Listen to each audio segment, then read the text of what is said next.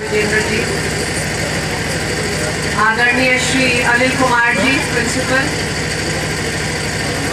School के सभी teachers and staff members, Shri Jagbir Mehra ji, यहाँ से आए मेरे पिता तुल्य बुजुर्ग, मातृशक्ति, स्कूल के प्यारे बच्चों, भाइयों बहनों, आप सभी को मेरा सादर प्रणाम।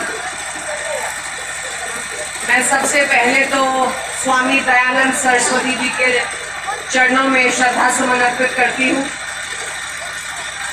आज उनकी 200वीं जयंती है और मैं नेताजी सुभाष चंद्र बोस ये जो क्लब चला रहे हैं उसके सभी मेंबर्स का तहे दिल से धन्यवाद करना चाहूँगी। आप लोगों ने मुझे यहाँ बुलाया, इतना मान सम्मान दिया, इसके लिए बहुत बहुत धन्यवाद।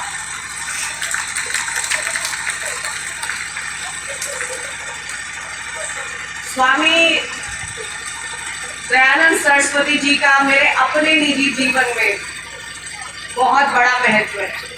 इसके दो कारण हैं। पहला कारण, मैं खुद एक आर्य समाजी परिवार से हूँ। मेरे दादा परदादा आर्य समाजी हुआ करते, इनफैक्ट कट्टर आर्य समाजी हुआ करते। मुझे तो अपने दादाजी का याद है, अब तो उनको गुजरे हुए काफी समय हो गया, पर वो कभी केक, हमारे जन्मदिन पे केक और बिस्किट भी नहीं खाया करते, कहते थे नहीं नहीं इसमें अंडा होगा। तो ऐसे कट्टर आर्य समाजी थे। और दूसरा कारण उनके महत्व का ये है कि मैं खुद कई सालों तक मैं डीएवी स्कूल में पढ़ी। आप सभी लोग जानते होंगे डीएवी स्कूलों की जो संस्था है ये आर्य समाज के लोग चलाते हैं। देखिए, क्योंकि मैं इतिहास की प्रोफेसर रह चुकी हूँ, इसलिए मैं थोड़ी इतिहास की बातें करूंगी। 19वीं शताब्दी में जब स्वामी दयानंद सरस्वती जी का अवतरण हुआ तब हम गुलाम बन चुके। किसके गुलाम? अंग्रेजों के गुलाम। आप सभी जानते हैं 200 साल तक हम अंग्रेजों के गुलाम रहे। तो ऐसे समय में, क्योंकि जिस तरह की स्कूलों में उस समय शिक्षा दी जाती थी, ऐसे समय में हमारे देश के लोग अपनी सभ्यता को, अपनी संस्कृति को कमतर समझने लगे पाश्चात्य सभ्यता के मुकाबले। तो ऐसे समय में उन्होंने भारतीय संस्कृति के पुनर्जागरण का उन्होंने संदेश दिया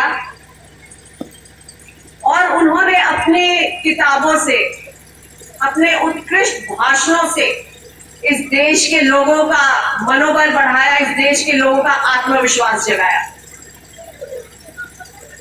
एक साधारण परिवार में जन्मे थे वो। बचपन में उनका नाम मूल शंकर तिवारी था। मूल इसलिए रखा गया क्योंकि वो मूल नक्षत्र में पैदा हुए थे, तो इसलिए उनका नाम मूल शंकर रखा गया। और बचपन से ही उनको धार्मिक पुस्तकों का अध्ययन करने का शौक था। बचपन से ही वो हमारे वेदों को पढ़ने लग गए थे। उनके जो सगे चाचा थे वो संस्कृत के विद्वान थे, तो उनके सगे चाचा ने ही उनको संस्कृत की शिक्षा दी। और ये जो नाम है स्वामी दयानंद सरस्वती, ये इनको स्वामी बिरजानंद जी ने दिया था जब उनसे उनको दीक्षा मिली। इससे मुझे एक किस्सा याद आ रहा है। जब गुरु दक्षिणा देने का समय आया तो स्वामी दयानंद सरस्वती जी मुट्ठी भर लौंग लेकर गए अपने गुरु जी के पास, स्वामी बिरजानंद जी के पास, और बोले गुरु जी मेरी गुरु दक्षिणा। तो उनके गुरु जी ने कहा तुम क्या समझते हो, मुट्ठी भर लौंग से मेरी गुरु दक्षिणा पूरी हो जाएगी? नहीं। उन्होंने कहा मैं चाहता हूं तुम सारी जिंदगी, अपनी सारी जिंदगी समाज सेवा को समर्पित कर दो और सारी जिंदगी तुम वेदों का प्रचार करो। क्यों उन्होंने कहा वेदों का प्रचार करने? देखिए, उस समय हिंदू धर्म में कई कुरीतियां आ गई थी। हिंदू धर्म को पाखंडों ने, अलग अलग तरह के अनुष्ठानों ने जकड़ लिया और इसको पौराणिक हिंदुइज्म कहते हैं। हमारे वेदों में ना ही तो मूर्ति पूजा के बारे में लिखा हुआ है, हमारे वेदों में ना ही तो जाति प्रथा के बारे में लिखा हुआ है, तो इसलिए वो चाहते थे कि जो साधारण हिंदू धर्म था, जो असल हिंदू धर्म था, हम उसकी ओर दोबारा जाएं। उस समय में आप सभी बच्चों ने पढ़ा भी होगा, बाल विवाह कर दिया जाता था, 7-7, 8-8 साल की लड़कियों का विवाह कर दिया जाता था। उस समय सती प्रथा थी, अगर आप विधवा हो गए हो तो आपको सती बनना पड़ेगा, सती होना पड़ेगा। तो इन सब के खिलाफ उनके गुरु ने कहा तुम इन सब कुरीतियों के खिलाफ आवाज उठाओ, और ये ही मेरी सच्ची गुरु दक्षिणा हो। तो स्वामी दयानंद सरस्वती जी ने अपना पूरा जीवन समर्पित कर दिया इन कुरीतियों को हटाने के लिए। समाज सेवा में अपना पूरा जीवन उन्होंने समर्पित कर दिया। उन्होंने हिंदी भाषा का प्रचार भी किया।